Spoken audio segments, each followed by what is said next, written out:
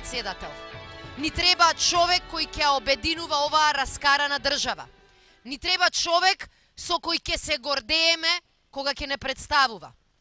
Ни треба човек кој нема да се плашиме кога ќе говори, дали ќе каже нешто грешно или ќе направи гаф. Ни треба човек кој ќе биде председател за секој од нас, без разлика на партиска, етничка или религиска определеност. Со еден збор, сите ни кажавте, ни треба Стево.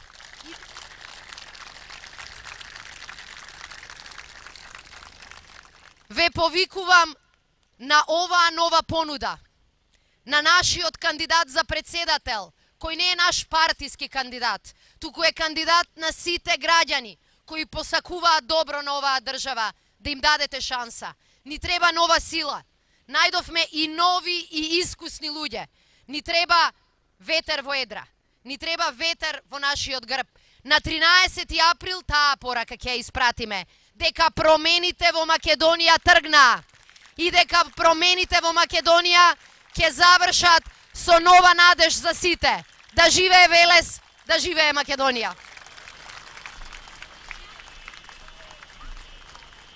Добро вечер, Велес.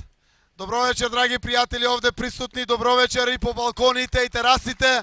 Кои што не следите вечерва, ви благодарам што сте со нас.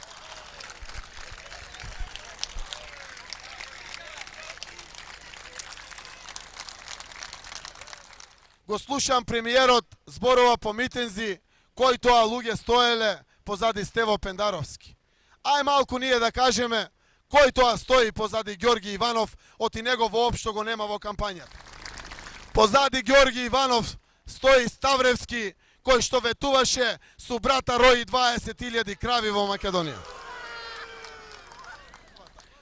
Зад Ѓорги Иванов стојат луѓето кои што оставија печат на сиромаштија во оваа наша Македонија, печат на плячка и ограбување на овој наш македонски народ.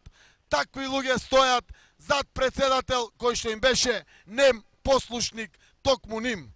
Од тие причини апсолутно треба да знаат, нивното време завршува, нивното време крајот му се гледа.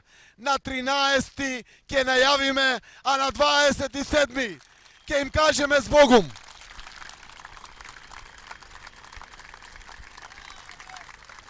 Конечно, промените во Македонија ќе се случат и оваа дрска власт, оваа лоша власт, конечно ќе замине.